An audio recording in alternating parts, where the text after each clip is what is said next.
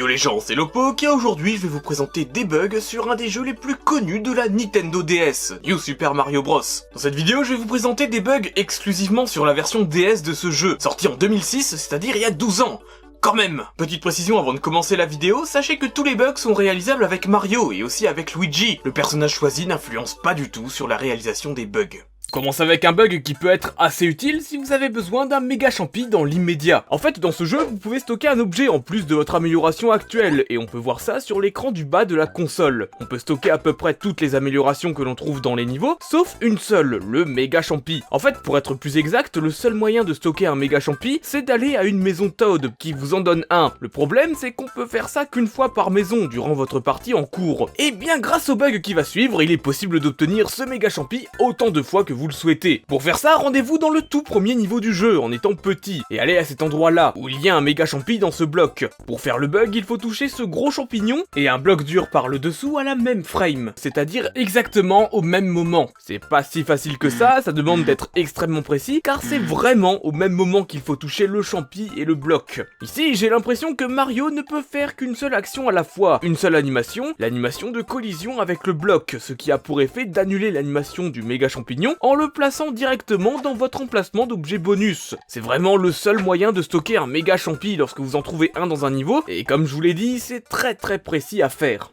Après avoir gardé un méga champignon et en se rendant dans certains niveaux particuliers, on peut créer des petits dysfonctionnements assez intéressants, même si, logiquement, les développeurs ont prévu qu'on puisse utiliser le méga champi partout. Enfin, on va voir que tout ne fonctionne pas correctement. Par exemple, si on se rend dans le dernier niveau du monde 3 et qu'on se place sur un de ces Womps après qu'il a effectué son attaque et qu'on utilise le méga champignon à ce moment-là, le jeu détruira l'ennemi, mais vu qu'on n'aura pas la place pour être totalement transformé, le jeu annulera la transformation de Mario et replacera le power-up dans votre emplacement d'objet bonus. En fait, dans ce jeu, si votre personnage n'a pas la place pour se transformer totalement, et ben le jeu annulera la transformation de Mario en exécutant son animation à l'envers, et en replaçant votre champignon dans votre inventaire, ce qui est quand même cool. Ça, c'est une situation normale et prévue par les développeurs. Cependant, pouvoir tuer certains ennemis et en plus garder le champignon, c'est limite abusé. En bug un petit peu plus flagrant avec ce méga champi, dans le manoir hanté du 4ème monde, il est possible de se bloquer entièrement la tête dans les tuyaux en étant en méga Mario après avoir changé de salle. Le bug s'arrêtera dès que le méga champi prendra fin,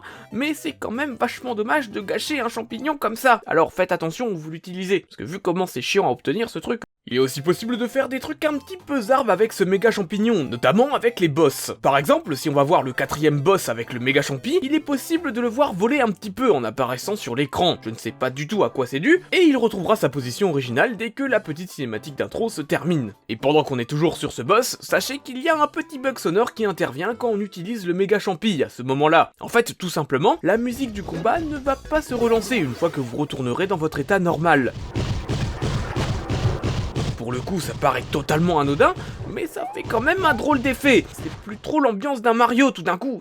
Et en parlant de boss, toujours avec ce méga champi, décidément, en sautant correctement sur Bowser Jr. sur le dernier combat du jeu, on peut atterrir sur la plateforme où se trouve Peach. Ensuite, ça sert à rien, mais c'est seulement comme ça qu'on peut arriver ici. Vous pourrez tourner autour d'elle et observer qu'elle suit Mario du regard quand on se met tout à droite de la plateforme. D'ailleurs, c'est bizarre car la zone de combat ne se passe que sur la gauche de l'écran, donc c'est un petit peu louche qu'elle se tourne comme ça quand on se met sur sa droite. Peut-être que le combat final n'était pas prévu comme ça à la base, et qu'ils ont annulé un truc au dernier moment, je sais pas trop.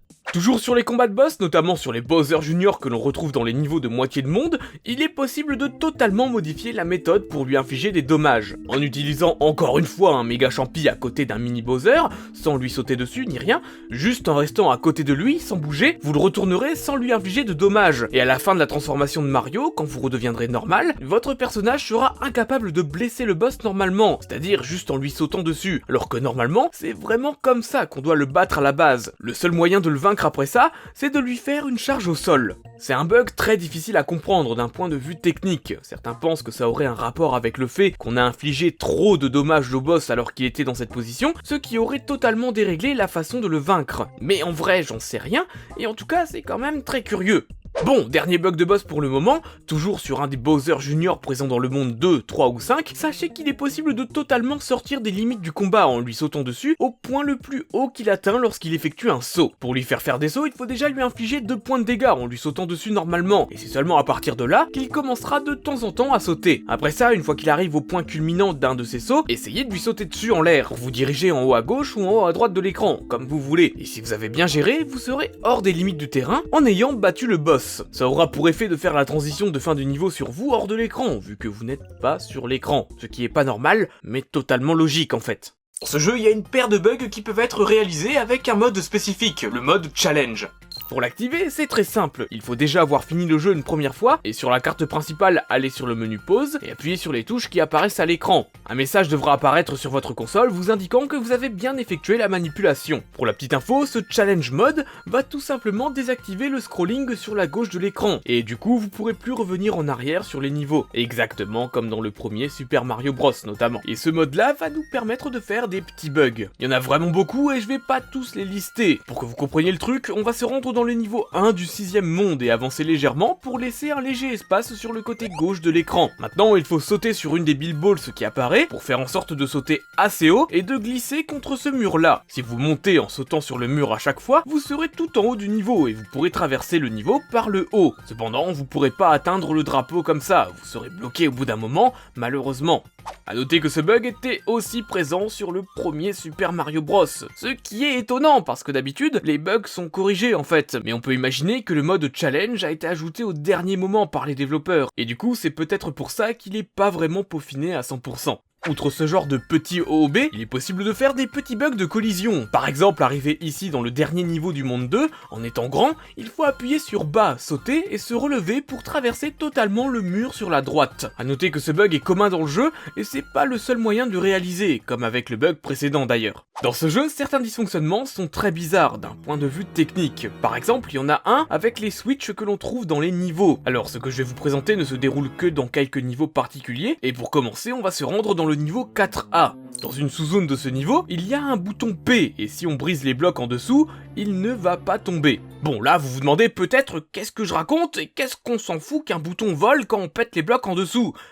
Laissez-moi finir, s'il vous plaît. Le problème, c'est que c'est le seul bouton P du jeu qui vole quand il n'y a plus de plateforme en dessous de lui. Par exemple, dans le niveau 5C, il y a aussi un switch sur un bloc, et celui-là ne reste pas en l'air quand on détruit les blocs qui se trouvent en dessous. Il est soumis à la gravité. Comme ça peut paraître extrêmement anodin, mais moi ça m'agace. C'est trop bizarre. Comment ça se fait que le même objet n'a pas les mêmes caractéristiques physiques d'un niveau à l'autre? Ça peut peut-être s'expliquer par le fait qu'il y a plusieurs versions du bouton P, une soumise à la physique et une autre pas soumise à la physique. Mais le truc, c'est que même ça, ça n'a aucun sens et j'ai vraiment du mal à comprendre pourquoi ils réagissent pas de la même façon. D'ailleurs, pendant qu'on y est, avec tous les switches en règle générale, il est possible de sauter au même moment lorsqu'on appuie dessus. Des fois il s'activera, et des fois non. C'est très difficile à faire et c'est plus simple à réaliser quand Mario est sous l'effet d'un mini champignon, au cas où vous voulez tenter ça chez vous. Sinon, il y a aussi un bug un petit peu zarbe mais facilement explicable qui se passe dans la maison hantée du monde 4, et ça se passe avec ces petits mécanismes qui vous mènent dans d'autres salles. En fait, si vous sautez sur le coin d'un de ces objets en courant,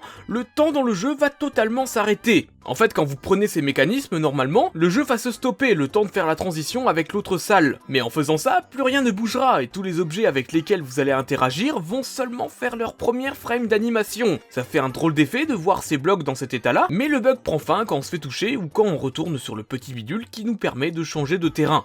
On peut retrouver un dysfonctionnement assez particulier aussi dans le 6ème niveau du monde 4, où on doit faire une partie du niveau sur Dory, le petit dragon mignon. Ici, si vous arrivez à cet endroit, sur cette plateforme précisément, il faut attendre que le chrono passe à 140 secondes. Je vous conseille de détruire les plantes piranha sur le côté droit de cette plateforme, tant qu'à faire. C'est pas obligatoire, mais c'est plus pratique. Une fois que le timer arrive à 140, courez vers la droite et sautez le plus loin possible dans le vide. Et normalement, là, vous devriez voler dans les airs. Ce qui est drôle, c'est qu'on peut continuer dans le niveau comme ça, jusqu'à un certain moment où le jeu replace votre personnage quelque part et je sais pas du tout ce qu'il se passe. À partir de là, je pouvais bouger qu'à droite et à gauche sans pouvoir sortir de l'endroit où j'étais. C'est très bizarre et je sais pas du tout à quoi c'est dû. Dans ce jeu, la majorité des bugs que j'ai dénichés se font avec les boss, et c'est avec ce genre de bugs qu'on va conclure cette vidéo. Sur le boss du dernier niveau du monde 7, sachez qu'il est possible de totalement faire planter le comportement de cet ennemi. Pour ça, il faut se rendre ici avec l'amélioration carapace. Et ce qu'il faut faire, c'est que dès que le combat commence, il faut très vite enchaîner le boss avec 2 coups de carapace. Si on fait ça assez rapidement, après le deuxième coup, le boss va se taper un espèce de bad trip et ne va plus rien faire du tout. Ici, on peut supposer que le développeur n'ait jamais prévu que le boss se prenne autant de dégâts en aussi peu de temps. Et ça l'a peut-être rendu triste, je sais pas.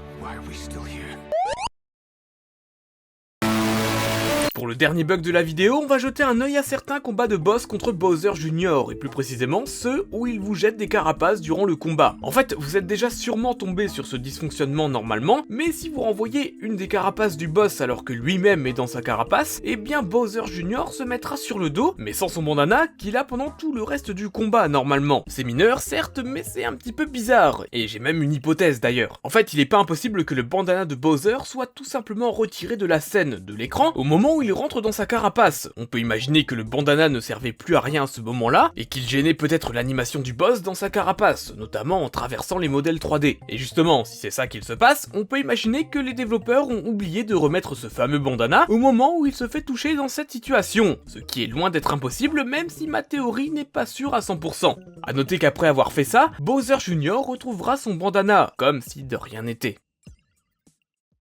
Les bugs de ce jeu sont assez divers et variés, et même les plus mineurs sont intéressants, car quand j'ai creusé un petit peu, je me suis posé des questions auxquelles j'avais pas forcément pensé au moment de faire ces dysfonctionnements. Sur ce, j'espère que cette vidéo vous aura plu, si c'est le cas pensez à lâcher un like, ça fait toujours plaisir, n'hésitez pas à proposer des jeux à faire bugger en commentaire, et si tu aimes bien mon contenu en règle générale, tu peux t'abonner pour ne rater aucune de mes futures vidéos, et si vraiment le cœur t'en dit, tu peux aussi venir me soutenir sur Patreon pour profiter de certaines contreparties, et pour m'aider financièrement à tenir cette chaîne. Sur ce, merci beaucoup d'avoir regardé cette vidéo jusqu'au bout, et je vous dis à très bientôt, et portez-vous bien!